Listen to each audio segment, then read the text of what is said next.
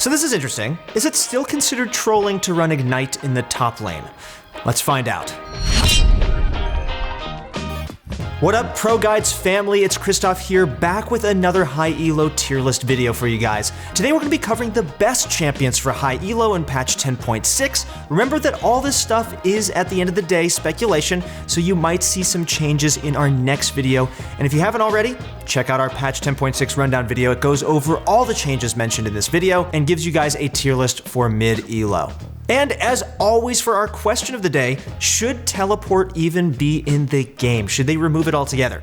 Personally, I think that teleport needs to stay in the game. I know that some people have actually been saying maybe just get rid of it. To be honest, it's quite a difficult summoner spell to balance. I know that sometimes top laners can just be completely irrelevant without teleport, so I think it needs to stay in the game. But I'm curious what you guys think. Let me know down below. And as always, if you guys want to get better at League of Legends, make sure to check out ProGuides.com using the description link below. Go find your challenger coach right now. There's no better time when we're all sitting at home grinding the ladder to just hone your skills and get better at the game. All right, guys, let's get into the video.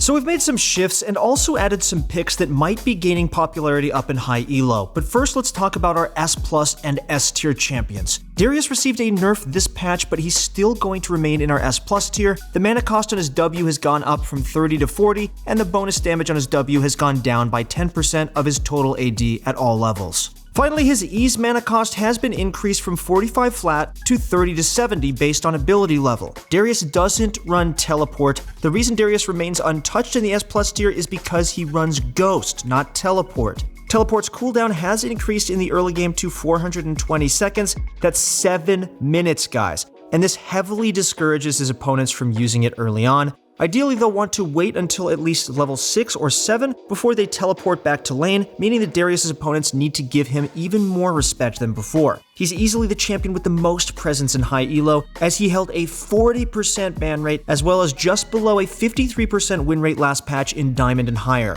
Although he doesn't merit the same respect in competitive play, most solo queue players can't deal with the summoner spell Ghost because it provides way too much kill pressure, especially on Darius.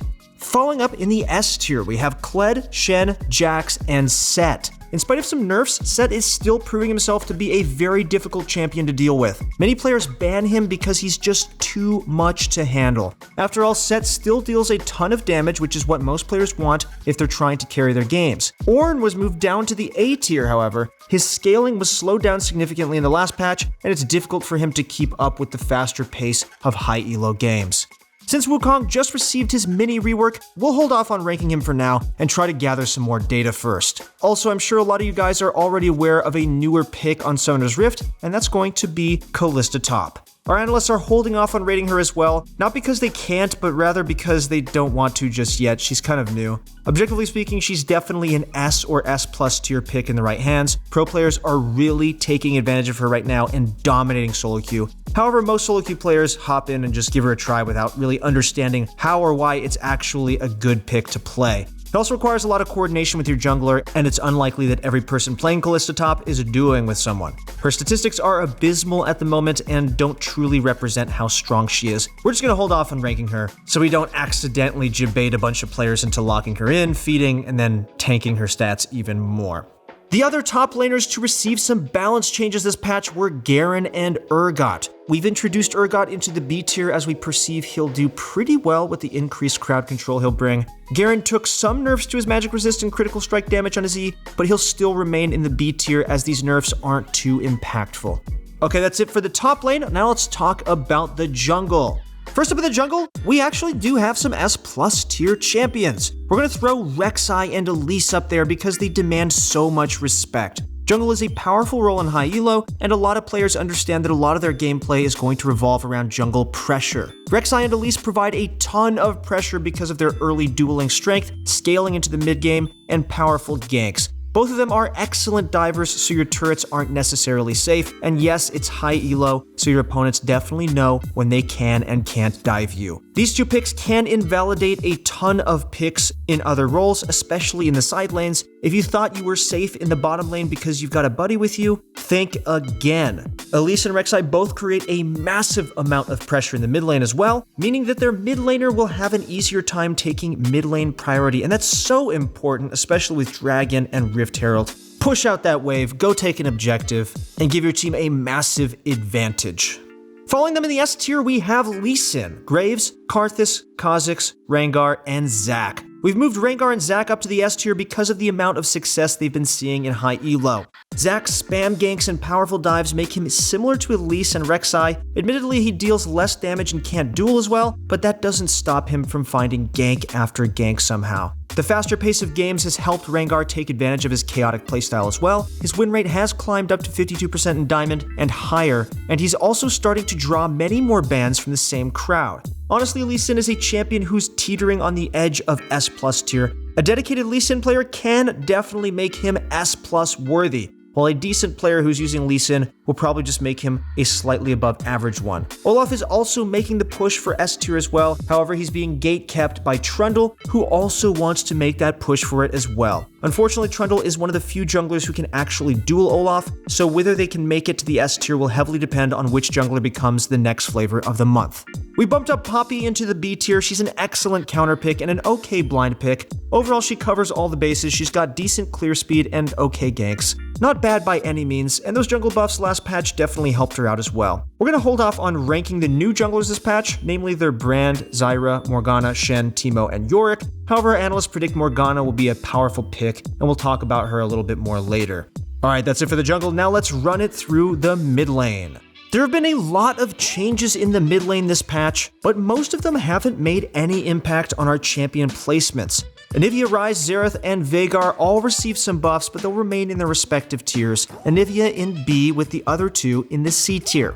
Xerath will still remain in the D tier because of his extremely low play rate, as he struggles to survive against a lot of different champions. We've also decided to bump Rumble down a tier, since he hasn't been dominating high elo like before. The big buff worth noting in this patch, however, was to Twisted Fate. His blue card's AP ratio went up from 0.5 to 0.9, while his red cards went from 0.5 to 0.6. In many situations, this will help him out significantly, especially when he's fed. With an increased AP ratio, it should be even easier for Twisted Fate to clear out waves or take jungle camps in his spare time. We're going to have to closely monitor him to see how much this impacts his play, especially since he's a champion that can impact the map so significantly. Even the smallest of buffs can push a champion like Twisted Fate's win rate up significantly in higher elo. With the changes to teleport as well, the value of Twisted Fate as a pick may increase too. Make sure to tune in next patch as well, since Twisted Fate is a likely contender for the S tier. I'm sure we're going to be seeing a ton of amazing TF highlights soon. We actually post a lot of those highlight reels on Instagram, so make sure to follow us at ProGuides League on Instagram. We got a ton of great content on there. So for the mid lane, we actually do have an S+ tier this patch, and we're bumping up Katarina and Echo into it. These two champions command an insane amount of presence during champion select, Echo especially since he flexes into the jungle already. Echo is a high tier pick in both roles, is extremely difficult to counterpick, and provides a ton of map pressure because of his insane dive potential. Katarina earned her spot because of her absolutely astonishing win rate of 53% in Diamond Plus. She's extremely mobile, so in a way she's oppressive in the way that Aurelia was before the many nerfs she took. Our S tier remains otherwise unchanged this patch. We still have Qiyana, Diana, Cassiopeia, Vladimir, Fizz, and Talon. We've also introduced Morgana into the B tier because of her potential as a counter pick. Also, the jungle buff she received should help her pick up more farm even as a mid laner. The fact that she'll be a viable jungle pick also opens her up as a stronger flex pick. Definitely something to look for as a mid laner since you don't want to get counter picked. Talon and Qiyana are also close contenders for the S+ tier with the changes to teleport. Their roams may have more impact than before, but we'll have to let the patch play out before we can cast that judgment. Wukong will also be joining the tier list next patch, as we'll need to sift through more data before we place him as a mid laner. It's even possible that his play rate will be so low that we don't place him at all. But if you want to find out, just click that sub button and we'll notify you. Next up, let's run it down the bot lane. There have been a couple shifts this patch for bot laners. First off, we bumped up Ezreal to the S tier. His play rate has been absolutely insane across every rank, but the fact that so many high elo players default to him speaks to his strength. He's a safe pick who has an insane amount of potential to carry games when he pops off. When a champion literally 1v9s a game, there's a good chance it's Ezreal because of his oppressively long range on his Q and his mobility, of course. Usually when a marksman gets fed, players on the enemy team will begin focusing more resources onto them, but that doesn't always work against Ezreal. He can use his E as well as the terrain around him to continuously kite his opponents and get out of sticky situations.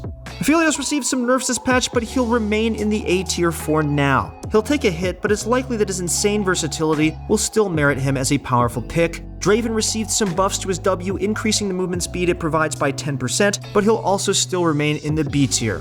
It's definitely possible this buff could push him into the A tier, but he's an extremely volatile pick, and his current power level would imply that it might not be worth insta-locking him every single game. In the S+ tier, we have Misfortune. As far as we can tell, there aren't any nerfs coming for her, and her insane statistics still merit her as the strongest marksman pick at the moment. Following her in the S tier are Senna, Kalista, Cassiopeia, Heimerdinger, and Ezreal, who we just mentioned. Senna did get nerfed this patch, but in spite of them, she's still a solid pick. This targets her late game specifically, but most games don't go past the 30-minute mark anyway, and very few go past 35. Kalista is seriously picking up steam in higher brackets. Players are playing her and banning her much more than before. She held a 10% pick rate in Masters and higher, which admittedly has a small pool of games to go off of, but is still something to note for sure. Personally, I think she'll start to gain more popularity soon, and players of every rank will have much better idea of how strong she really is soon to come. Although she does have a pretty high skill floor, she's still doing decent in low elo as well. Okay, and another pick we want to point out is none other than our good friend Yasuo. Although he's in our C tier, we think he's an incredibly powerful pick for a variety of reasons. He held a 51% win rate last patch, which is definitely beyond C tier status. However, our analysts think that he's just a really situational pick, further backed by his rather low play rate. He characterizes a C pick pretty well, not the best blind pick, but can definitely perform well under the right circumstances. Part of this might be because of the fact that Ornn is still a pretty popular pick in high elo. His wind wall is a great counter, but as we transition into a more bruiser heavy meta, his viability as a bot laner may take a hit. Okay, and finally, let's talk about supports. Before we talk about our S tier supports, let's talk about Tahm Kench all the way down in the D tier. If you watched our other patch rundown already, you'll probably already recognize this information.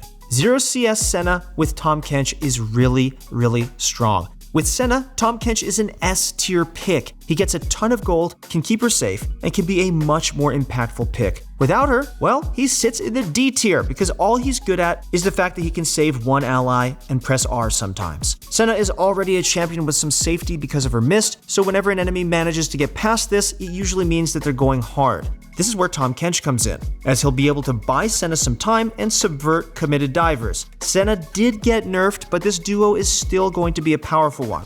Okay, so let's run through these changes. Soraka received a buff to her Q, the total heal went up from 40 to 80 to 50 to 90, and the bonus movement speed also went up by 5%. These aren't going to push Soraka into the S tier, but solidify her footing as an A tier pick. Morgana has been introduced into the A tier as a result of her jungle buffs. You've probably already figured it out, but Morgana is now a triple flex pick. While she doesn't hold a very good win rate in the bot lane, you can't deny that players are really respecting her. All those Blitzcrank, Thresh, and Leona players do at least. Morgana now has so much power in Champion Select, and support players can now give her to other teammates or offer to bail their teammates out of bad ones. Morgana support isn't bad after all. In the S tier, we have Thresh, Leona, Blitzcrank, and Bard. These guys haven't been touched this patch, and honestly, they'll be even stronger than before because of the teleport changes. Their roams will be even more rewarding, especially if they're able to force an enemy to waste teleport early on in the game. You can throw in Nautilus as well as Alistar since we're on the topic of roams as well. Alright guys, that's it for our high elo tier list for patch 10.6. If you guys enjoyed this video, please leave a like and consider subscribing to the channel for more content like this. And you guys know if you want to get better at League of Legends, where do you go? Go to ProGuides.com. Go find your challenger coach right now, start grinding the ladder, get better at League. Alright, that's it for the video guys. Thank you so much for watching. Good luck in your next few games, and I'll see you on the Rift.